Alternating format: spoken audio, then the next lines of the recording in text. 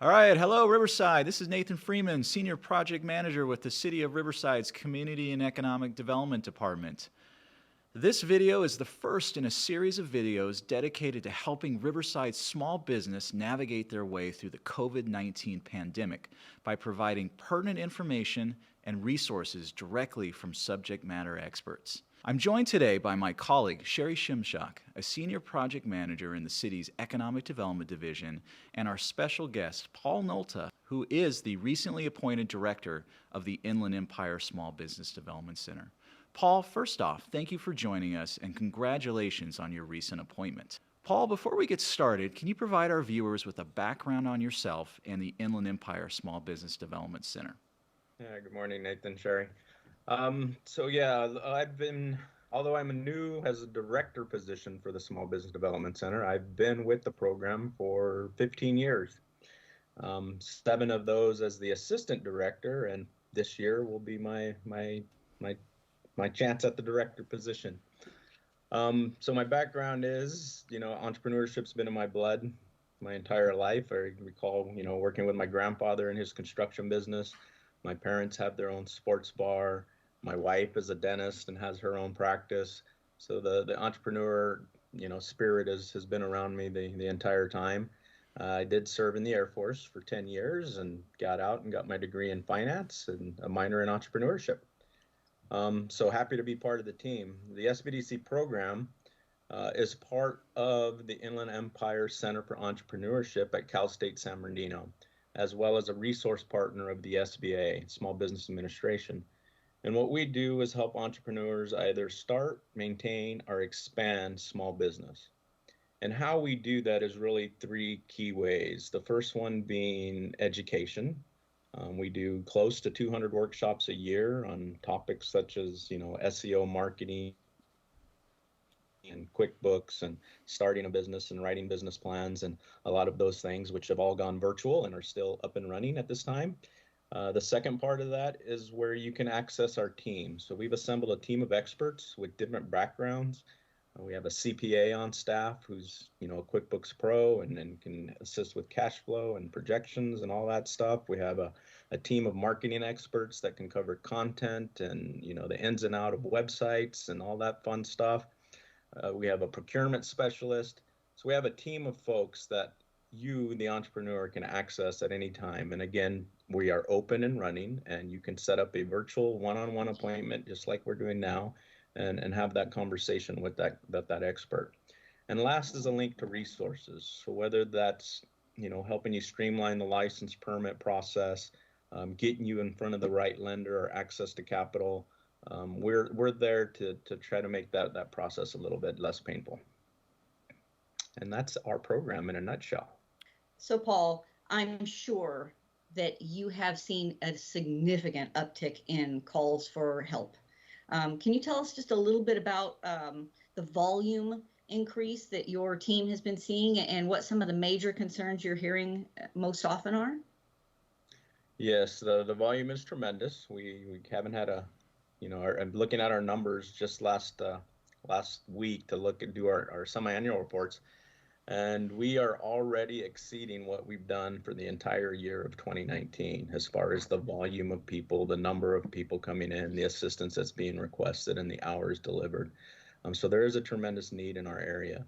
And what we're seeing is really kind of gone in waves. I can't believe we're on the 5th month of this thing. I thought it would be a 60-day thing, but we're out to 5, and this is going to be the 5th month. And it's kind of gone in waves. The first wave was the assistance of disaster loans. Getting that process through. Now the wave is starting to happen on the forgiveness, how to fill out the applications, what needs to be on those reports. And now we're kind of in a very scary situation where we're looking at exit strategies. How do I, I'm 5 months behind on my rent. I'm 5 months behind on utilities. So a lot of really serious conversations are happening right now. Yeah, I can imagine.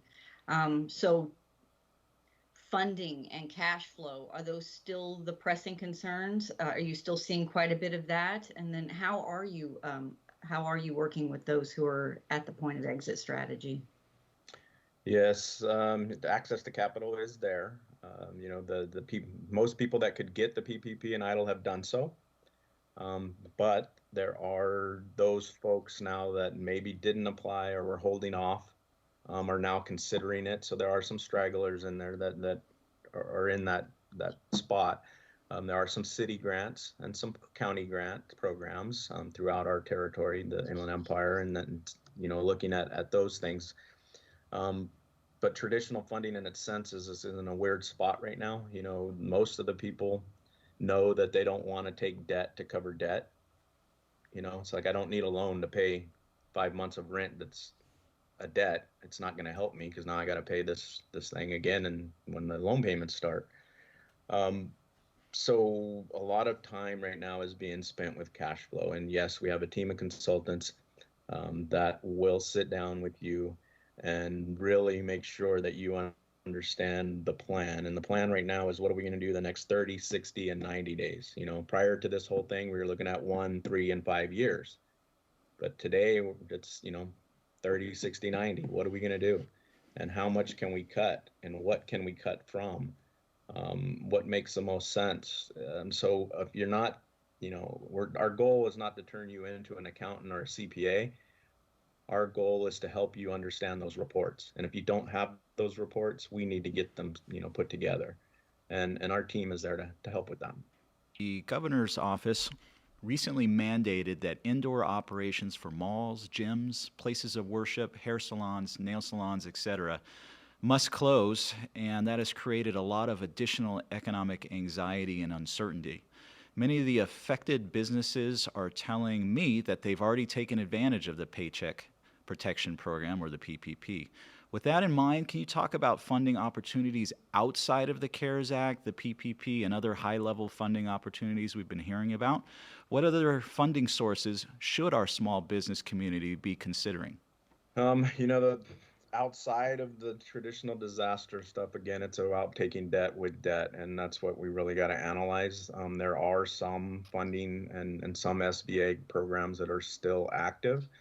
It's just about using the right money for the right purpose, and does it make sense for them?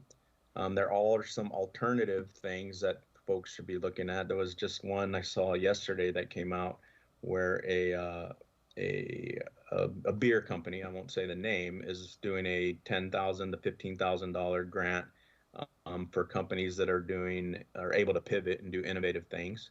So there are private money that's also available, as well as the county programs. With this latest shutdown, the most challenging part right now is they didn't announce how long. How long is it going to be? And again, as I had mentioned, we're already at the 5-month mark. Are we looking at another 3 months, 2 months? And unless there is some deep bucket of grant money that's going to come out, it's time to make those real decisions for these folks. And we got to be able to sit down and analyze it and make a decision based off of analysis and not emotion, because that could cause us to make some bad decisions. Well, Paul, keeping with that theme, what advice would you give to small businesses that are thinking about cash flow issues, and are there do's and don'ts that these small businesses should be thinking of? Yes, don't be afraid of them. Don't be afraid of the numbers, right? We don't know everything. None of us do. So you can only be as strong as your network. And so our goal at the SBDC is to provide you with that network. And by doing so, we put together a team, right? So you have access to an HR specialist. You have access to a CPA. You have access to a marketing team. You have access to expansion, procurement, international trade. So a lot of things that, yes, those sound like great things, but we're in a dire situation where I haven't had income for 5 months. What are we going to do? And accessing that team sometimes is just that little bit of extra, so you don't feel alone. You're not alone in this. You're just a phone call away. And our team has seen it and has been working with these folks day in and day out. So sometimes just knowing that you're not alone facing those challenges is just enough to help you. and figure out, hey, if this person's doing it that way, maybe I can do it that way too. So without sitting down and analyzing those numbers, sitting down with one of our team, the CPAs and our QuickBooks pros, if you don't have the books in place yet, I mean, again, don't shy away because maybe you didn't have the best books in the world. I mean, books is simply numbers, right? We have money going in and money going out. Let's bring out those shoe boxes, start sorting that information, and be able to make those decisions that we need to make. So I guess the biggest advice is don't be afraid of it, right? Don't be afraid of perhaps you didn't have the best record keeping in the world. I understand that as an entrepreneur, congratulations. You're now the janitor, the salesman, the bookkeeper, all of those things. And by doing so, some of those things maybe didn't get done completely. You're not the first one to do that. And we've seen it and we're here to help. Yeah, that's great advice. I'm going to tweak the conversation just a little, but you've kind of answered this, but just a little more detail maybe. I've spoken to a lot of businesses on the phone. I know Nathan has as well, and I've been so impressed with the resilience and the strength of our small business community and their ability to be innovative and to pivot the best that they can. But there is still fear. There is still stress, obviously, and it's growing about how can I change in order to meet the new customer, the new needs, and how can I survive, obviously. Any additional advice you have? How do you help a person look at their business a little bit differently so maybe they're able to pivot and survive? So what we do is we attack that purchase cycle and we look at different ways of delivering. And so that can't be more important now than ever, just because there are things being thrown at us that have never been thrown at us before, which is, how do people want to be engaged? What level of safety needs to be in appearance? It does, all these different things within that cycle that adds value to the consumer, right? Because we can, it's weird that where we're at now is we don't purchase things for what they were invented for, right? How many pairs of shoes are there? Why was a shoe invented? To protect your feet, to walk across the street. But that's not why we buy them. We buy them because of perceived value. We think that shoe's going to make us run faster, or that shoe's going to make me jump higher, or that shoe's going to protect my toe, right? So we buy them for that value, that perceived value. And right now, that's what we're going to have to do, is give those people the value that they need. And is that value security? Is that value safety? Is that value, American made? Is that value locally grown? What is that we can put into your business model and pivot, right? It's not, everybody's throwing out that word pivot, but it's not an easy thing to do. It seems very overwhelming, but if we can break it down into just these little steps and then attack it, instead of being this giant mountain that we got to climb, it starts, looking like more of a gradual climb. And that's where we spend a lot of our time right now. Okay.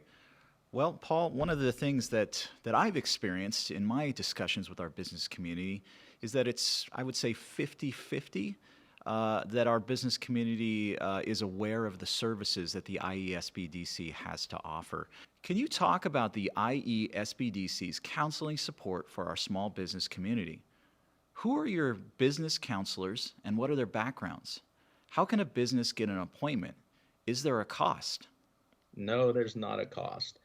We are fortunate that this is a program funded by the SBA, but also local support. And that's what kind of makes our program and our region a little bit different.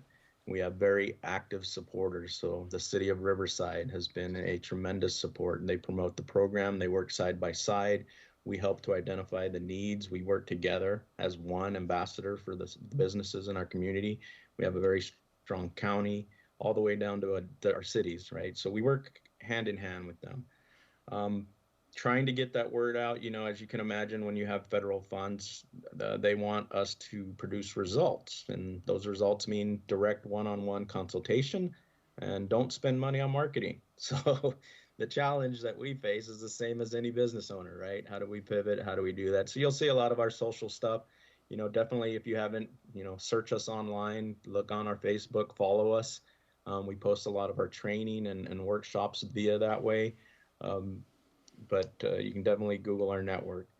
Our team currently is made up of 14 consultants, again with various backgrounds. We have a marketing team that just promoted and doing a 4-part series.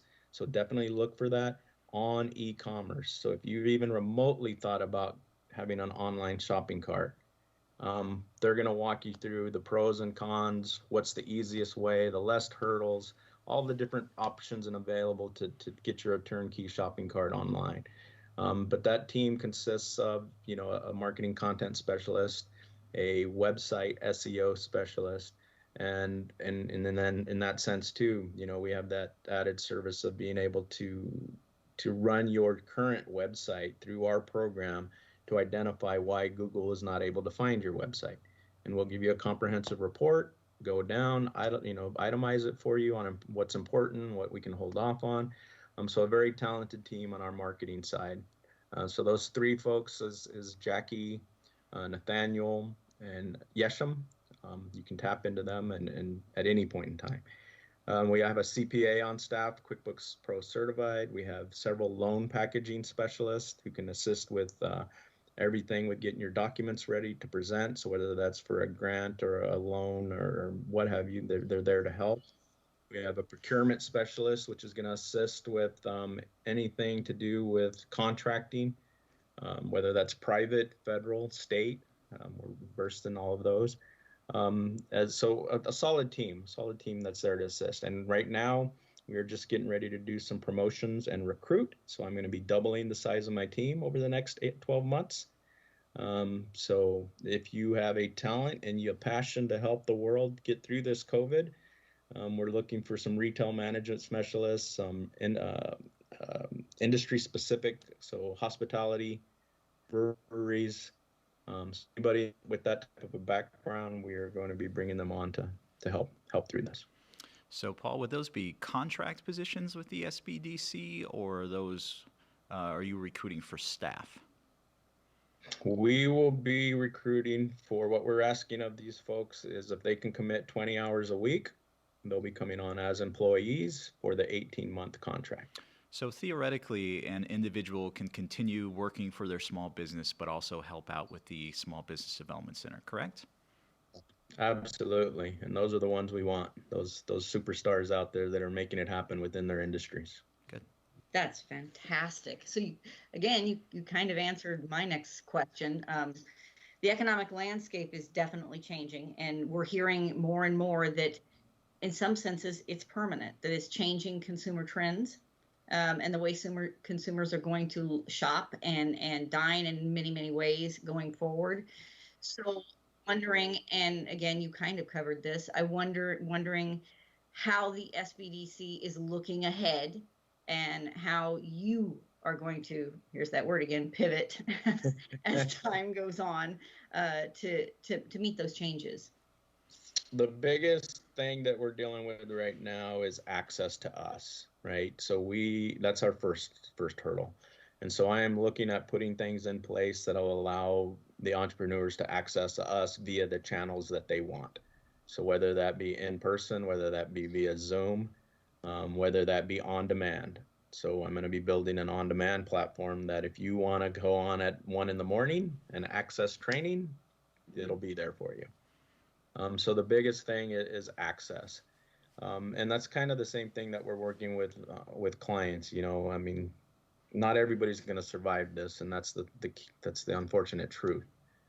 So sitting down with them and being able to be that sounding board and analyzing and working with them through it and deciding their channels and what they want to do. That's all we can do is assist. And so for us to be able to open up those channels and be able to give them every opportunity to engage with us is our number one goal right now. Well, Paul, I hope you can appreciate that our city's Economic Development Division is with you. They're on the front lines with our small business community. So I have a question specifically for Sherry, but I think you'll find her answer to be of value when you're talking to small businesses, specifically those that are in the city of Riverside. The city's Economic Development Division is on the front lines with our small business community. Can you talk a little bit about some of the things the city is doing proactively to help out the business community? As you know, from the beginning, from back in March, the city put together a business support and recovery team to be proactive in just this manner. And the first two things that we did was realize that we have to start. What is the city's role? It's about messaging and it's about resources. Those were the first two key things. So we've put out close to 500 emails to the business community, some with messages they really didn't want to hear, but they need to know. And we've made a more robust social media. Our website is really stocked with everything that they need to know. And that leads me to resources, funding, webinars available, services like Paul's that are available, and making that easy to find and easy to understand on the website. We have an open for business map on the website where businesses can go in and put their information in saying, yep, I'm open. Here's where you can find me, to the public. And with that second shutdown, which was it's been extremely heartbreaking because, you know, the businesses are starting to have a little hope and then bam, COVID hits even harder. And we started asking ourselves again, so now what? What is the city's role here? And sometimes the best thing the city can do, to the degree that we're legally able, is get out of the way. So that led us to the outdoor flex space program. And to the degree that we can quickly get out of the way of business survival by without having to go through a city attorney or city council, just small things that we can do to open things up for the business community. This outdoor flex space program covers relaxing of regulations. Businesses have to be outside. Okay, let's get them outside. Let's make it easy for them to access outdoor public spaces. Easy for curbside pickups, reduce those regulations there. Easy for signage. We've backed off on signage requirements so that the businesses can say, we're here, here's our flag, we're here. In all of those ways, that flex program is available to the businesses now. It's easy to apply for, and they can apply after the fact, meaning get up and going, businesses, any way that you can within this program, and then get the application into us. We just need to know that you're doing it, but we want you to find your ways to survive. So if I'm hearing you correctly, if I'm a restaurant and I want to move my operation outdoor to comply with the governor's mandate, you're telling me that the city has made the process very easy to bring my tables and chairs and umbrellas and start serving burgers, as an example, just out in my parking lot. Is it that easy? Yep, it really is easy. And again, you can get that going now and then apply. We're okay with that. The application process is online and it's quick click. All of the stuff I'm talking about is available very easily online from the riversideca.gov. There's a big fancy red banner that says COVID. Click on it. Then down the side, choose the business section, and all of these things pop up. The applications for the outdoor dining, outdoor retail services, to the degree that it's feasible for the business community, we want you to be able to do it. Okay. Well, Paul, I hope you found that information to be helpful. I cannot underscore how much the City of Riverside appreciates the service that the Inland Empire Small Business Development Center is providing to our small business community. You guys are on the front lines. We're thankful for the hard work your team does every day to help our business community. We want to make sure that our business community knows about you. So if you could give us a phone number and a website real quick. I appreciate you for having me on. I appreciate the long history and support that we have working very, hand in hand with the city. We do have an office there in downtown at University and Market. So we're not there yet, but we're going to be there. I'm going to just start doing it outside on the street, I think. But you can reach us at 951-781-2345. Again, 951-781-2345, or via online at iesmallbusiness.com. Okay, well, that concludes today's video, first in a series of video series aimed at helping our small business community. Again, Paul Nolta, newly appointed Director of the Inland Empire Small Business Development Center, thank you for your time.